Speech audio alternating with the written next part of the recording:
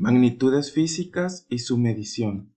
Para comprender y estudiar la naturaleza que le rodeaba, el hombre utilizó sus sentidos, pero como estos son limitados o distorsionan o deforman la realidad, tuvo que inventar aparatos para ampliarlos así.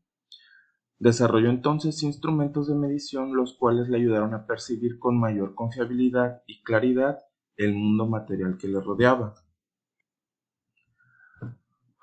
Medir es comparar una magnitud con otra de la misma especie.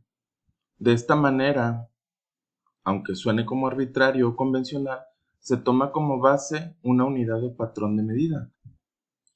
Al medir, siempre intervienen tres aspectos: lo que se mide, las unidades de medida del sistema establecido y el aparato o instrumento de medición.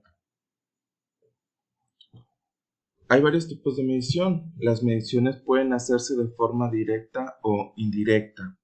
Medimos de manera indirecta cuando tomamos la temperatura de una persona con fiebre, cuando calculamos la velocidad de un vehículo o la distancia entre la Tierra y la Luna. Lo hacemos de manera directa cuando medimos la altura de una persona con una cinta métrica, cuando tomamos el tiempo que alguien dura sumergido debajo del agua o al llenar una taza o una cuchara de un ingrediente al momento de seguir una receta. Sistema Internacional de Medidas. Se llevó a cabo la Convención Mundial de Ciencias en París en 1795 y se estableció un sistema universal de medidas llamado Sistema Métrico Decimal.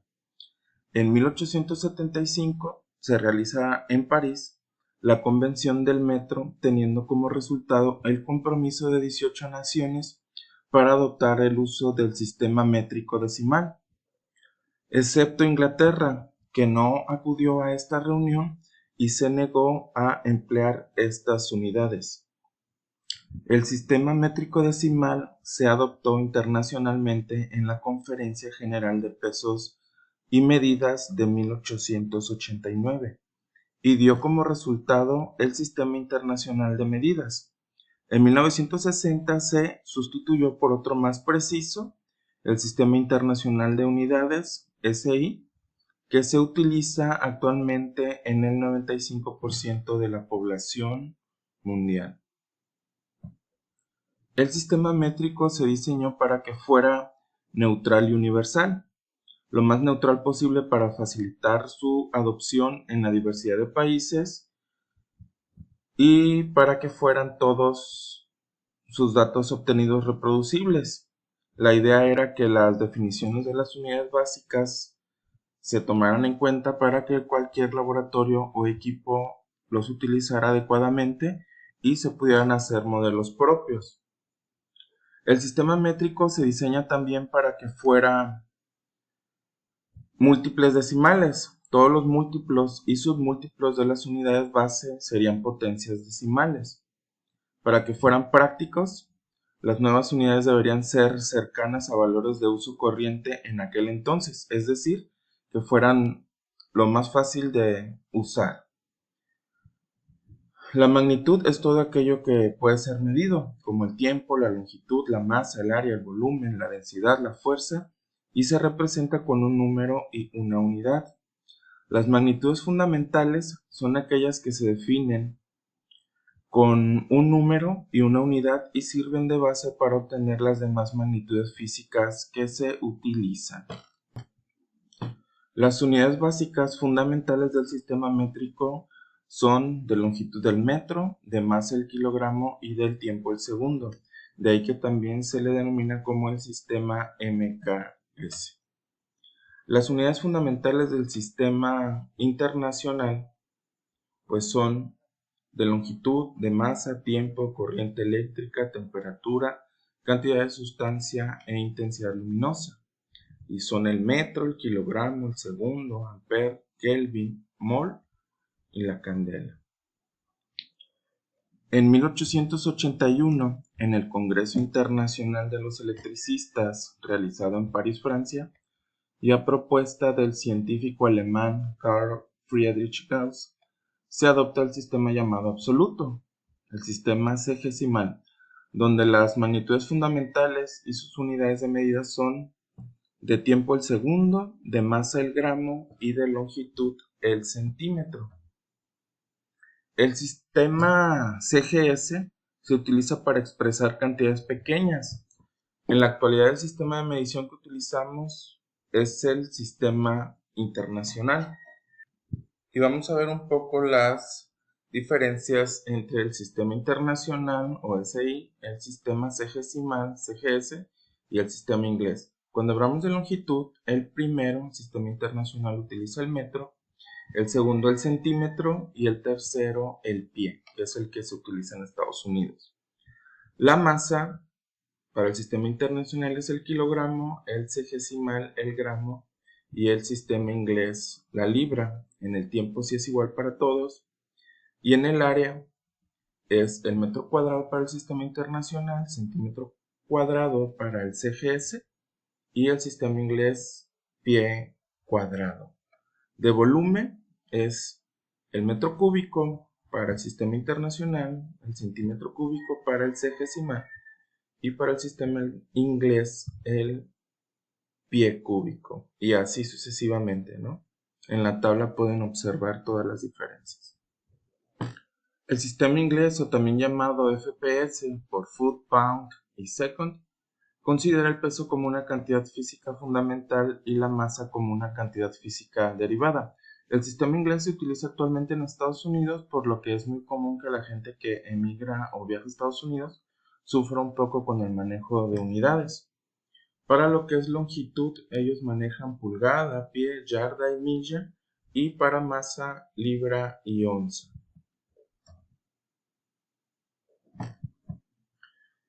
Bueno, analizando lo que son los prefijos del sistema internacional. Además de las unidades básicas del sistema inglés, metro, kilogramo y segundo, también se pueden utilizar otras unidades como kilómetro, milímetro, nanosegundo, etc., donde los prefijos kili, mili y nano denotan múltiplos o submúltiplos de una unidad. Por ejemplo, vemos que el tera significa 1000 millones o 10 a la 12. Giga, 1000 millones o 10 a la 9. Mega, pues es 1.000.000, kilo 1000, hecto 100 y deca 10. Y la unidad básica sería 1, pero también escuchamos decir nosotros la palabra deci, que significa 0.1 o sería 10 a la 1. Centi, 10 a la 2, 0.01. Mili, 10 a la menos 3 o 0.001. Micro, 10 a la menos 6. Nano, 10 a la menos 9. Pico, 10 a la menos 12. Actualmente sabemos que al momento de medir un objeto que es alterado o deformado en sus dimensiones, éstas se modifican. Para disminuir estos errores inevitables en las mediciones, nos apoyamos en la matemática estadística y en la teoría del error. Todas las mediciones tienen que ser asociadas con una pequeña incertidumbre que puede deberse a los siguientes factores: la naturaleza de la magnitud, el instrumento de medición, el observador o las condiciones externas. Cada factor es una fuente de incertidumbre e influye en la incertidumbre total de la medida. Por eso la tarea de saberlas detectar y evaluar requiere de varios conocimientos en la medición.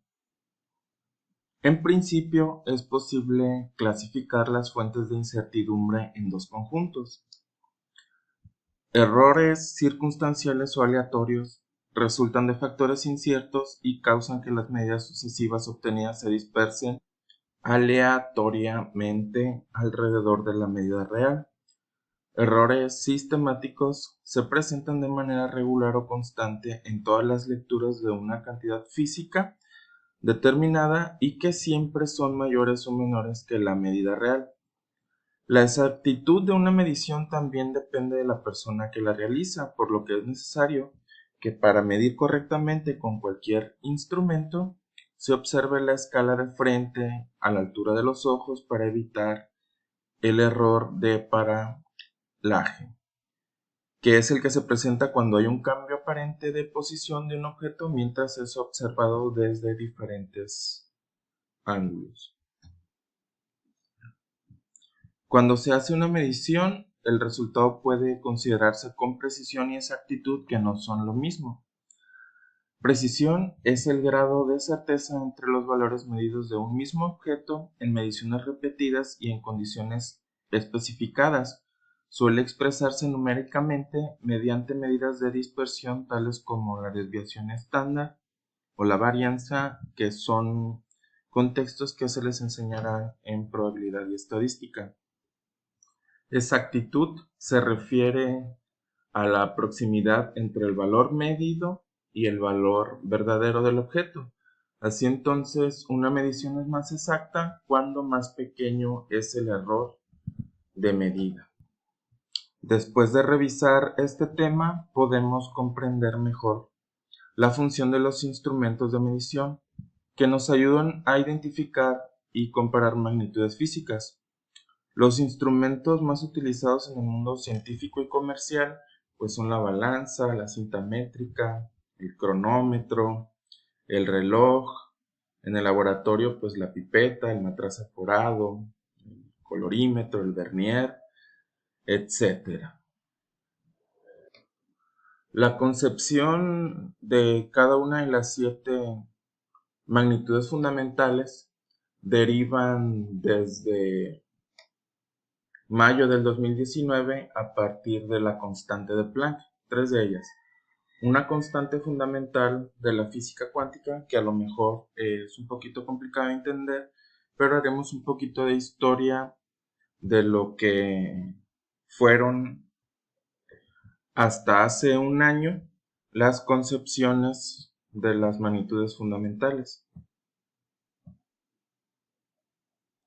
El kilogramo, por ejemplo, se definía a partir de la masa de un cilindro fabricado con una aleación de platino iridio.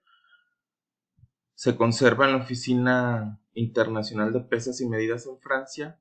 Este coste ha variado por valores de alrededor de 50 microgramos, porque se limpia, porque se saca al ambiente, y es por eso que ahora la constante de Planck que les mencionaba es la base para el kilogramo. El metro, el prototipo era una barra de platino y se define como la distancia recorrida por la luz en el vacío durante un intervalo de 1 entre 299.792.458 segundos.